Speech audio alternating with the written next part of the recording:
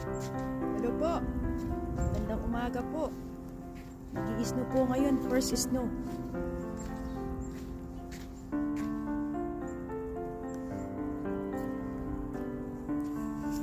Hindi na po nakakapagtaka na mag-snow po ngayong November. Dati po October, nag-i-snow na po.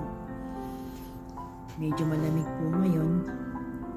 At pagpapalain na naman po kami. Malapit Hello, na po Friday na po. morning. Snowing. Kasi po marami na naman po kami yung papalahin. Kaya pinagpapala po kami. Ayun po. Pero okay, talaga pong ganun.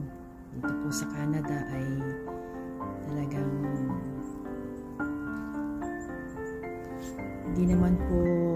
hindi ka naman po masasanay eh. Kahit na po matagal na po kayo dito sa Canada. Tiis-tiis lang po. That's life. Di po ba? Sige po. Good morning na lang po sa lahat. Ingat po kayong lahat. God bless po. Para hindi magkasakit. Bye-bye po.